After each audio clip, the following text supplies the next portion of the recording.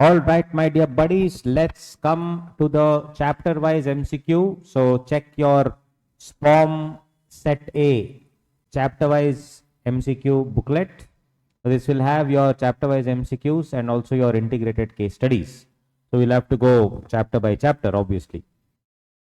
So first, let's start with chapter number 1, which is the appointment and qualification of directors. We have these questions here. Let's go to them and start solving them one after the other. So these are all from previous year's exams, and it is from the SPOM material also, compiled from everywhere. Okay. Yes. The central government and government of Maharashtra together hold 40% of the paid up share capital of Megha Limited. A government company also holds 20% of the paid up share capital in Megha Limited. Is Megha Limited a government company? So guys, what is government company? As per 2 clause 45 of the Companies Act, government company is a company in which not less than 51% of what? Paid up share capital is held by central government, state government, or any combination, or even the government company also holding shares. It also includes a subsidiary of a government company. Very, very clear it is. It should only be held by central government, state government, or a combination. If government company is holding some shares, it is irrelevant. A subsidiary of a government company is a government company. But government company holding shares in one more government company will not be counted. Basically, if a central government, state government, and one more government company is holding some shares, that government company holding some shares in the company will not be counted. What should be seen is only the central government or state government. On the other hand, if a government company is holding more than 50%, total voting power in some other company, then it will become a subsidiary of a government company. Subsidiary of a government company is also a government company. So in this particular thing, central government and government of Maharashtra together hold 40% and some other random government company holds 20%. Government company holding 20% in Megha Limited is irrelevant, right? It's irrelevant. So basically, government of Maharashtra is holding 40%, right? Is it a government company as such? No. So Megha Limited is not a government company. If central and state government held shares for 51%, then only it becomes a government company. It's not a government company, only 20% is held by government company. This is wrong. Where 40% is held by is a government company, wrong. Is a government company, wrong. So it has to be not a government company. On the other hand, guys, if central government, state government had 51% in, let's say, Sneha Limited, and Sneha has 51% or 60% paid total voting power of Megha Limited, assume. Is Sneha Limited a government company? Yes. Is Megha Limited a government company? Yes. Why? Subsidiary of a government company is also a government company. Subsidiary of a government company is also a government company. Very simple. That is about question number 1. Okay. Question number 1, what's the answer? Option number C. Everybody with me, guys? Moving on. Next. All the 3 directors of Cygnus Wires Limited generally remain out of India for developing connections. Hey, connections means business connections. And securing business opportunities on behalf of the company. Nonsense fellows. However, the company must strictly follow the legal requirement that at least one of its directors must stay for the specified statutory period in India. Guys, resident director question. To reckon as resident director for the financial year 18-19, advise the company as to which period spent in India shall count towards the statutory period. So guys, it should be what? Period of 182 days during the financial year. It should obviously be during the financial year 18-19. So it is not during the year 16-17. It is not previous financial year. It is not this. It will be during.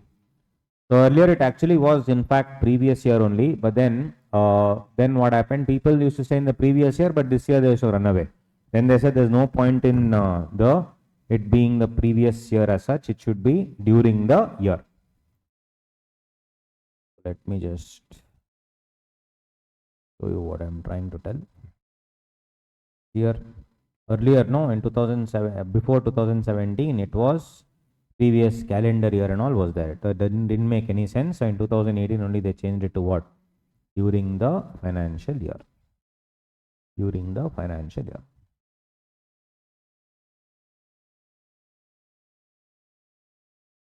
Mr. Nagar, director, decided to resign from MGT Private Limited due to his preoccupation. He was busy, so he decided to resign there.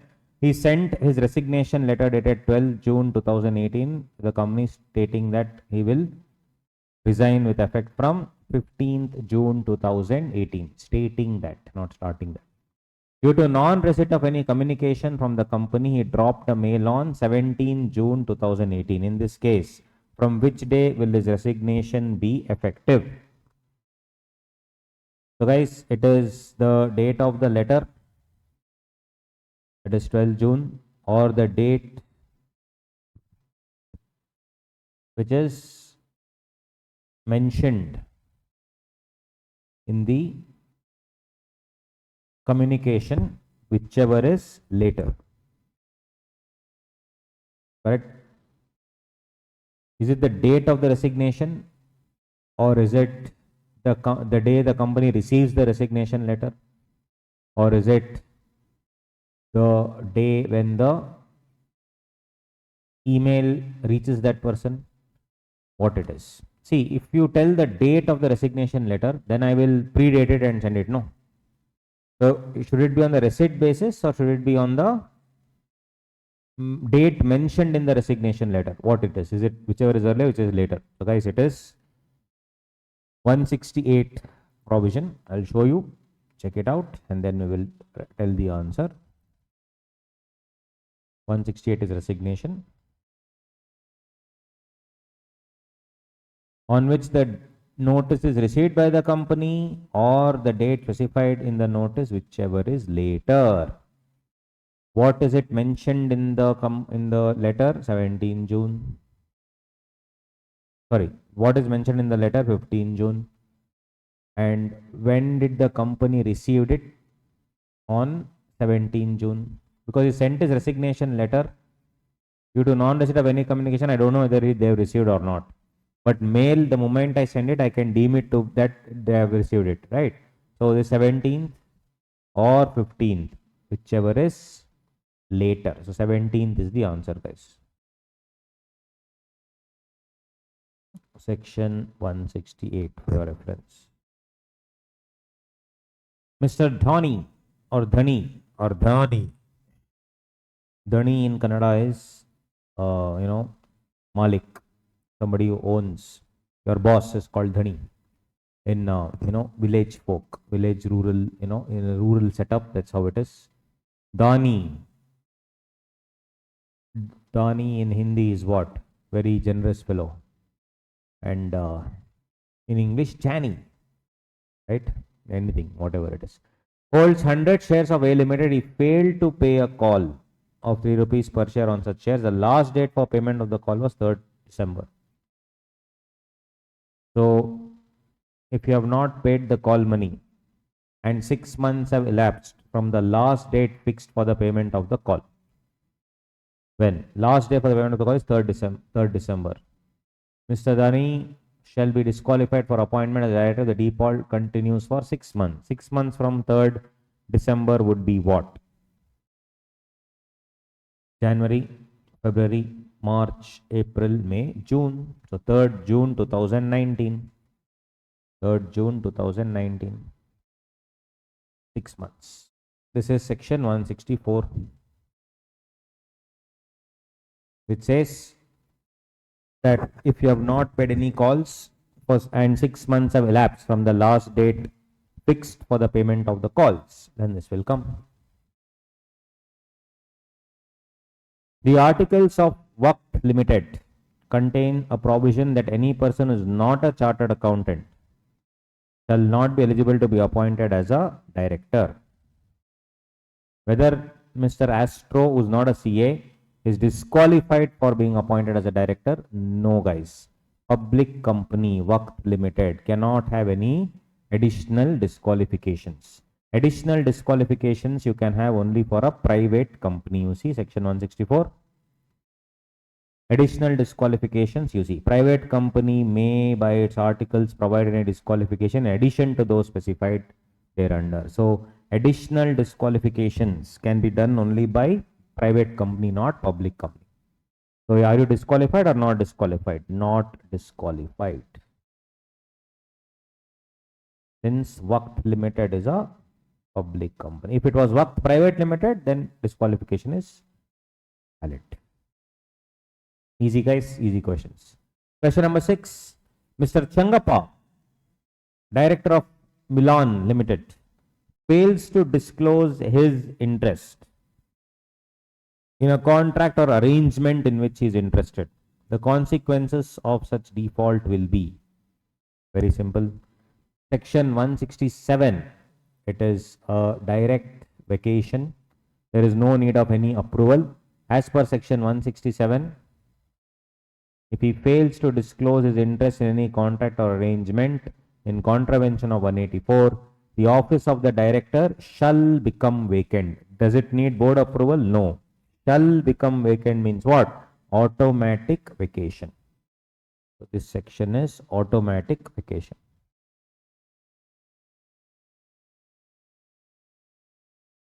If so decided by the board, no. His office in all the companies in which director become vacant, no. Not vacated, no. Yes. His office of director in Milan Limited only will be, he will be disqualified or not disqualified, he will vacate the office there. Point number 6. Statement 1. When a director resigns from his office, it is duty to forward to the registrar a copy of his resignation and detailed reasons for resignation by filing form number DIR 11.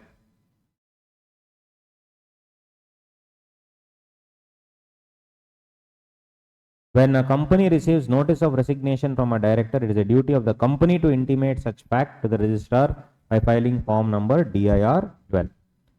So guys, generally resignation when it happens, it is mandatory for the company to forward the letter along with all the details in DIR 2, DIR 12, whereas it is the duty of the director. What do you think? Should he do it or not do it? Is it may or is it shall? Check it out. So it's a tricky question. They are playing around with the word may or shall. You see, director may also forward a copy of resignation. So here if you have seen there, it is the duty. Duty means I have said shall. Is it shall or may? May. So this sentence is incorrect. This sentence is correct. Both the statements are correct. No. Only statement 1 is correct. No. None of the statements are correct. No. Only statement 2 is correct. So option B.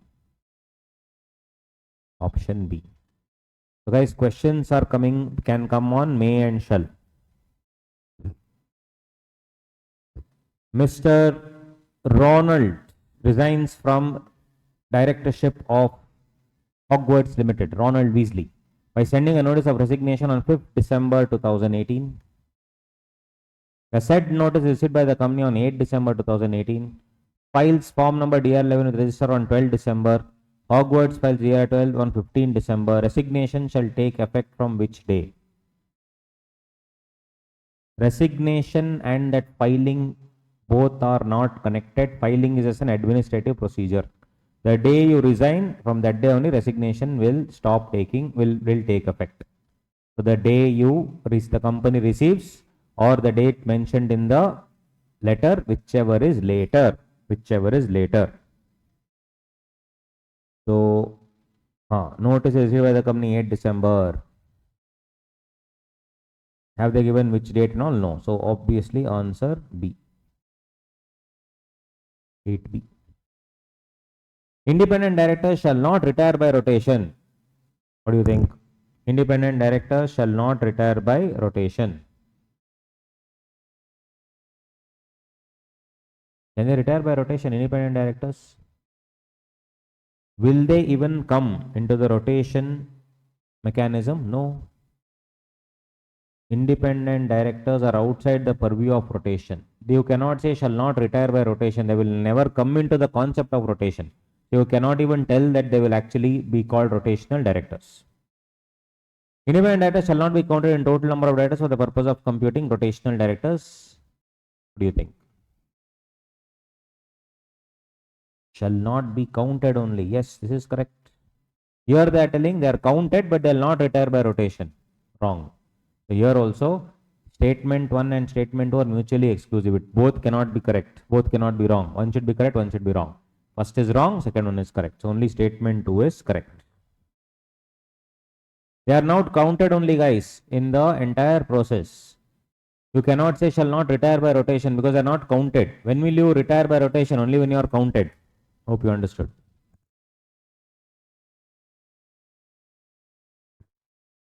Where a company does not hold the AGM up to the last date, the directors liable to retire at the AGM shall have to vacate their offices on the last date on which AGM ought to be held. So guys, this is BR Punarvas versus Motion Pictures Association case law. LIC versus Escorts, a totally different case with respect to what do you say?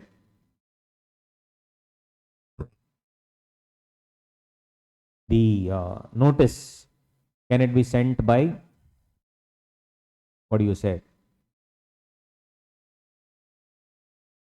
Can the notice be sent by shareholders, and can the meeting be called by board? And in the notice when I am sending, should I give detailed reasons of why I am calling the notice? Was this LIC versus Escorts case? Oriental Metal Pressing was the assignment of office case, so that will not be relevant here. This BR Punarvas versus Motion Pictures Association. 11. Mr. Melvin, who is not a retiring director, can give a notice of his own candidature. Okay, when? If he is a member of the company, if he is not a member of the company, yes, he can give. Anybody can give notice under 160. An outsider can give, or a member can give. So here Melvin is not a retired director. He can give a notice even if he is a member, even if he is not a member. So both A and B are the answer. 11 is C. 11 will be C. Got it? Simple provisions, guys. Simple provisions. Easily we can understand. We're going slowly. We'll finish all the questions. Don't worry. Yes. A vacancy in the office of a woman director arising on 5th December 2018. After 5th December, the next board meeting was held on 20th February. The vacancy shall have to be filled on or before. So guys, as per section 149, read with the rules, it says any intermittent vacancy of a woman director should be filled within the next board meeting or 3 months, whichever is later. So what is 3 months from December? December to Jan, Jan to Feb, Feb to March. So either 5th March 2019 or 20th February 2019, whichever is later, which is later, 5th March. So answer would be 5th March 2019. So 12 would be A, 5th March 2019.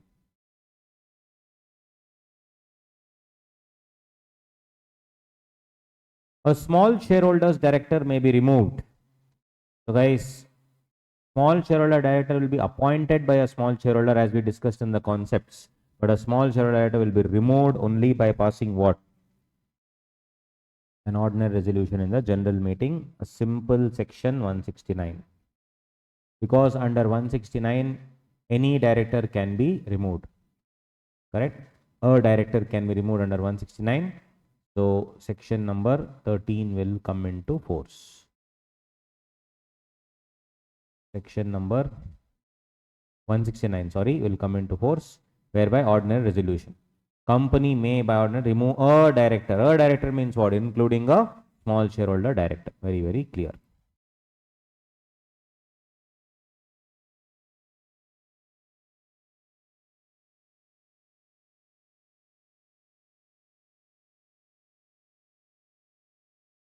The nominal value of shares held by Mr. Apple, Mr. Bat, Mr. Cat, Mr. Dog in Alphabet Limited is nil. Apple is nil, Bat 15K, Cat 20K, Dog 25,000. Persons who are eligible to becoming a small shareholder director would be what? Guys, we know to be a small shareholder director, you need not be a small shareholder. We have seen this. To be a small shareholder director, you need not be a small shareholder. We have seen this. So, anybody can become.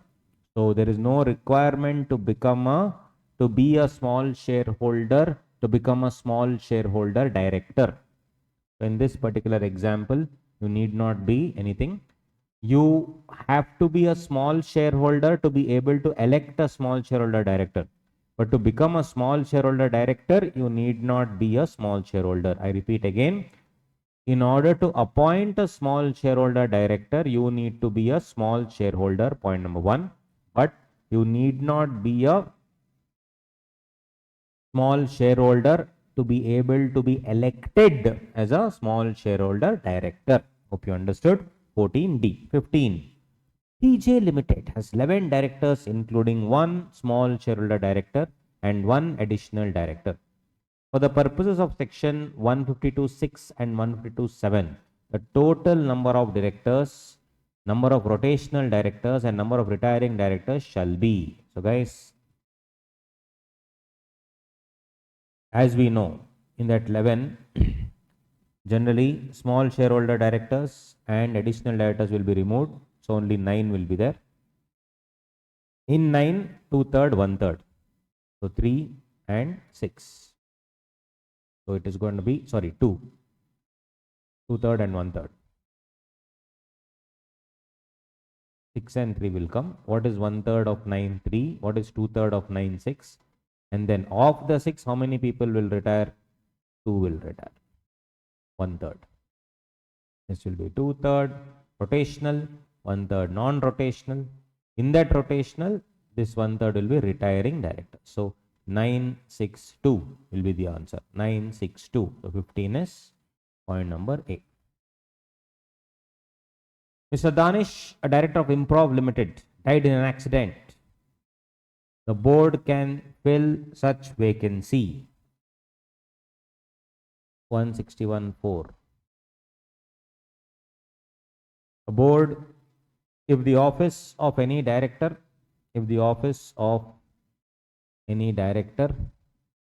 is appointed by whom? So let us see 161.4.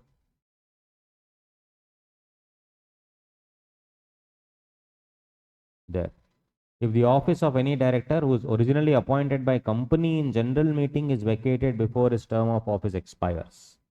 If the office of any director appointed by the company in general meeting is vacated before his term of office expires. So this can be possible only if Mr. Danish was originally appointed as director in the general meeting. So if he was appointed by a director in general meeting, then board can fill the vacancy under 161.4. It has to be this.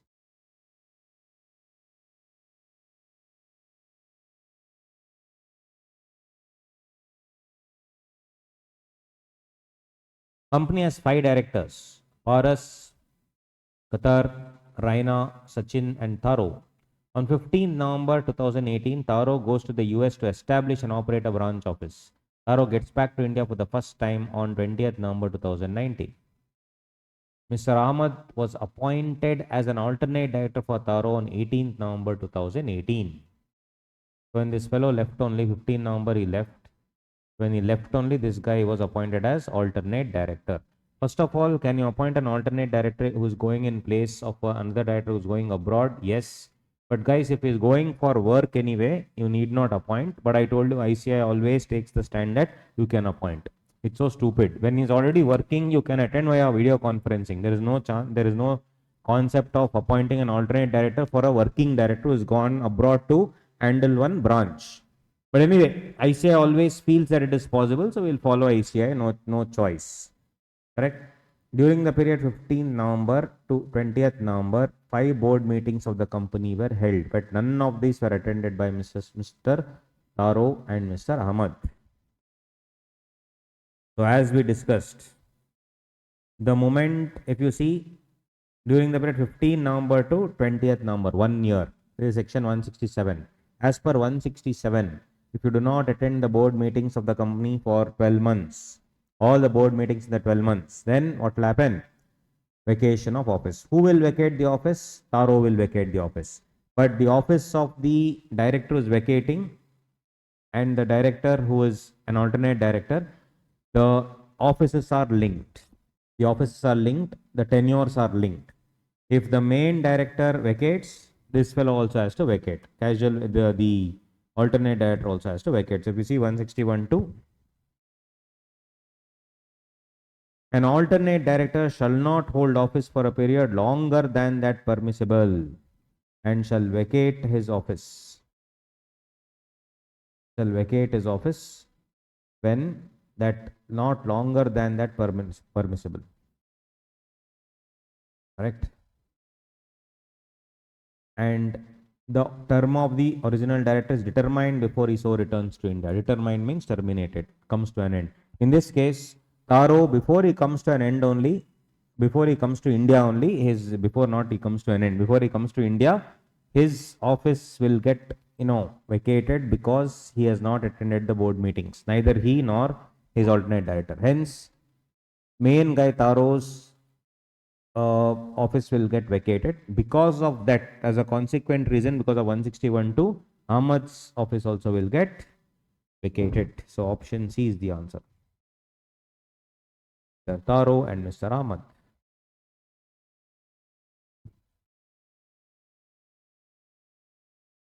Mr. Sona, director of Chandi Limited, becomes disqualified for order of the court passed on 13 December. Mr. Sona files an appeal against the order of the court on 27 December. The appellate court upholds the order of the lower court by passing an order on 18 September 2018. No further appeal is filed by Mr. Sona. The office of the director of Sona will become vacant on expiry of, as we have seen, where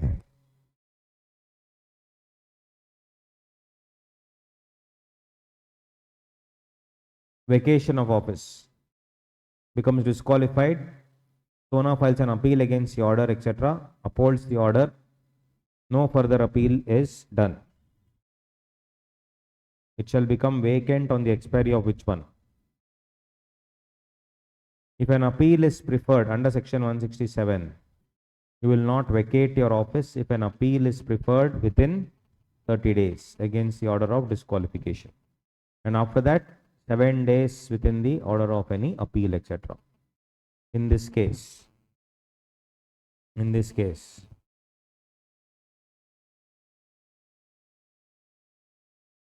18 September you have to do. You have not done. 7 days time is given for you to file the appeal. No further appeal is there. So up till 7 days, no vacation. But after that, there will be vacation. 19, 20, 21, 22, 23, 24, 25. 25th September onwards, there will be vacation. So guys, option C. Option C.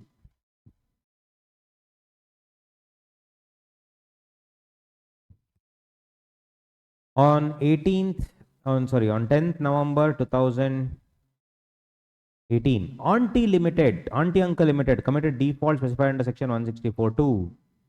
On 18th December 2018, Mr. Boy is appointed as director of Auntie Uncle Limited. Shall be disqualified with effect from. As we know, disqualification will not take effect in a defaulting company for 6 months from the day of appointment. 18 December is appointed. Correct? 18 December is appointed. For 6 months, it will not take effect. It will take effect from the next day. December to Jan, Feb, March, April, May, June. Till 18 June, nothing will happen. The disqualification will happen from 19 June 2019. Hope you're getting with the logic, guys. 19 June 2019. Come on, fist bump, all of you, fist bump. Come on. Yes. Easy. SPOM is very easy, but you should know the concept behind. You cannot solve these questions if you don't know the concept. A vacancy in the office of an independent director arises on 13th August 2018. After 13th August, the next board meeting was held on 3rd December 2018. The vacancy shall have to be filled on or before. Then the office of the independent director as well as office of the woman director, similar provisions. It should be done at the earliest but not later than the next board meeting or 3 months, whichever is later. Next board meeting or 3 months, whichever is later. 13th August, 3 months. September, October, November. Either 13 November or next December, 3rd December, whichever is later. Which is later? 3rd December. So 20 is C. 3rd December 2018. Got it?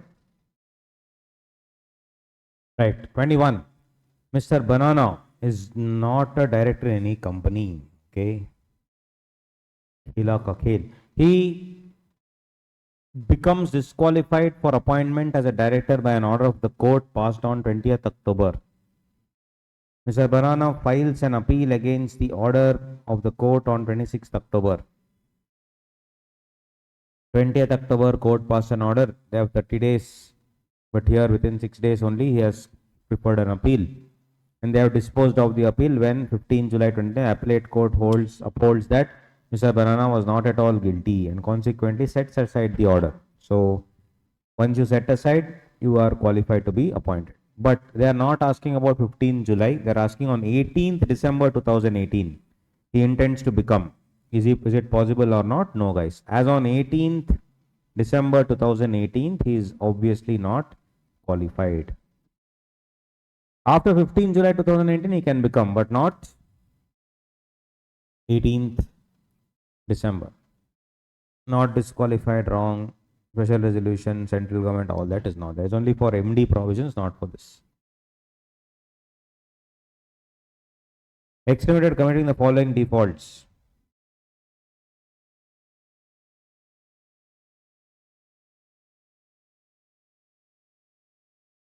Default in repayment of deposit from 1/1/2018 to 31/5. So guys, in 164(2),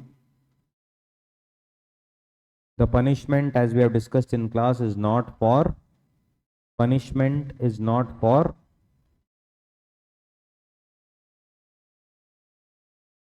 default. Punishment is for not rectifying the default.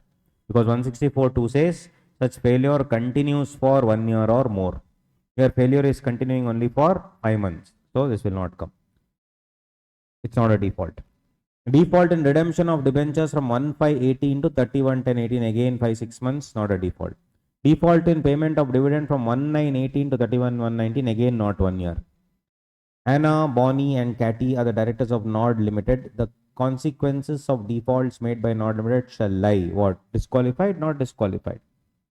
They are obviously not disqualified. Shall not be disqualified.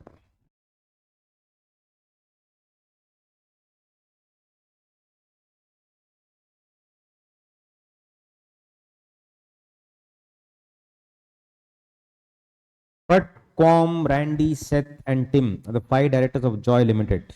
Joy Limited committed a default in repayment of deposits on 17th March 2017. The default in repayment of deposits is made good by Joy Limited by making repayment of deposits on 15th April 2018.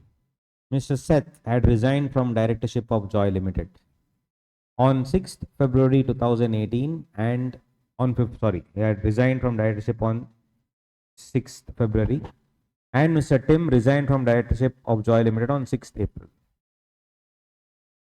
So the default happened when? 13th March 2017. They made it good on 15th April 2018. So is there a 1 year gap? No. Is there a 1 year gap? Yes, it is. 13th March 17 to 15th April is more than a year, right? Failure continues for 1 year or more. He had resigned. Mr. Seth had resigned on 6th February 2018. He left here only. Tim resigned on 6th April. After that 1 year. What is the 1 year default? 13th March 17 to 12th March 17th will be 1 year. One fellow in between that only resigned, so no problem for him. The other guy resigned later. Mr. Tim resigned on 6th April. Later he resigned. Mr. Uru was appointed as director on 6th February. On 6th February, Uru was appointed. As we know, in a defaulting company, Mr. Uru can continue for 6 months. Disqualification will not take effect. We have seen that. So Uru can continue. Mr. Viz was appointed as director on 22nd March 2018. On 22nd March, again, he was there. Again, for him, disqualification will not take effect. No problem. Why? Because it will not take effect for 6 months.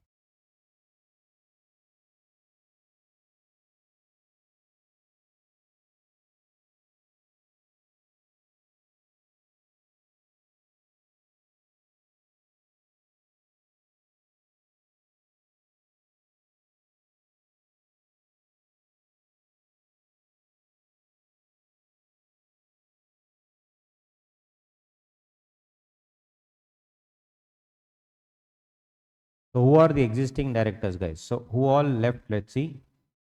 Mr. Seth resigned. Tim resigned.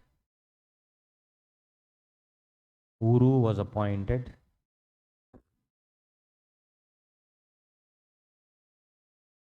On 6th February. Viz was appointed on 22nd March. Let's see. From 13th March 2017 to 12th March 2018, that is 12 months. Sometime in between, 6th February. Guys, a director who has been appointed when there is a disqualification, he will not be, or when the company has committed a default and the default is continuing, arising a disqualification, he will only not be, what do you say, his disqualification will not take effect for 6 months. In this case,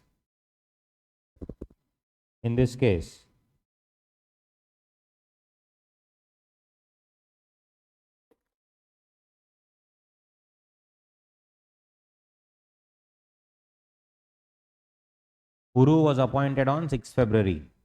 On 6th February, you see, I'll show you that section.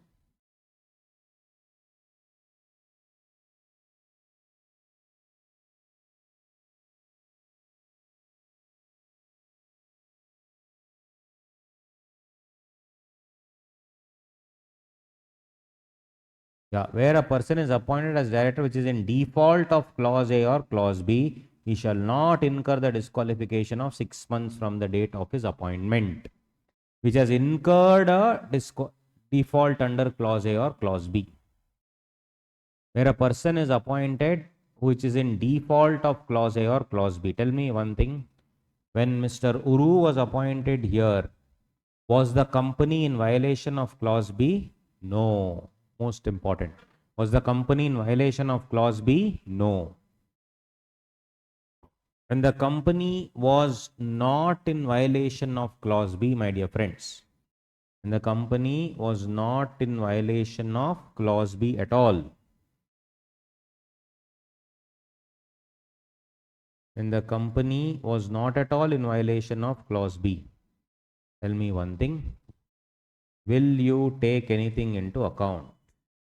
When the company was not at all in violation of clause B, will you take the disqualification? The answer is no, it is not disqualified. So, will this saving grace apply to him? No. This entire saving grace will not apply. Which is in default of clause A or clause B shall not incur the disqualification for a period of 6 months from the date of appointment. Where a person is appointed as a director which is in default of clause A or clause B shall not incur the disqualification for a period of 6 months from the date of his.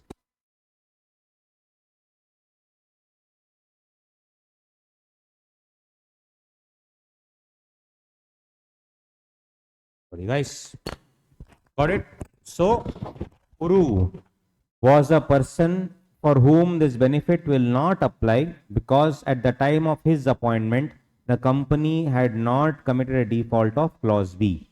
For a company to have committed default under clause B, he should have been appointed after 12th March, which in case the other fellow was appointed. If you see, Mr. Wiz was appointed on 22nd March here.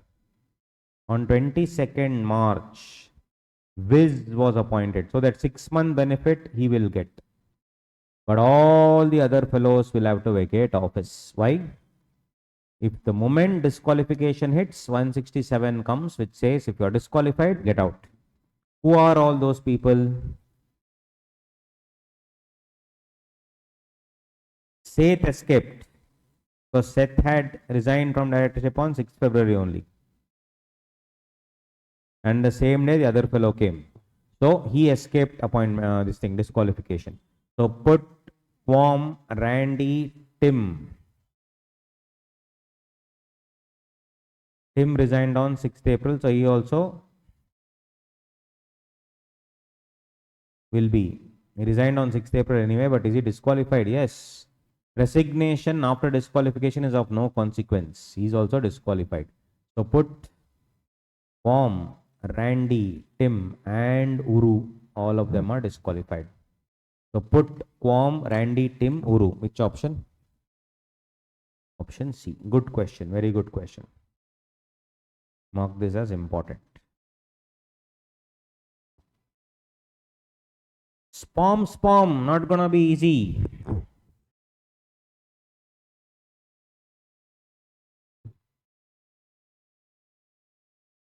The independent directors of the company shall hold at least dash meetings in a financial year without the attendance of non-independent directors and members of the management. So actually, if you see the SEBI regulations, there they say should hold at least 2 meetings, etc. But institute has given option D as the answer, whereas SEBI regulations say something else, right? And also, not just SEBI regulations. Let me show the provisions of the law which speaks about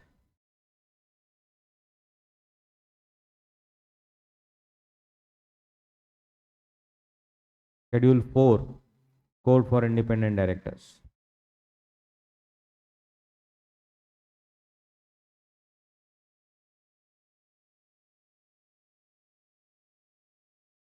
Here, the independent director shall hold at least 1 meeting in a financial year. At least 1. Without the attendance of non-independent members. So, at least 1 should be the answer. Here it says 2, 3, 4. If you take that also into consideration, 4th one can be the answer. At least 1. This is in schedule number 4, Code for Independent Directors. Option D would be the answer.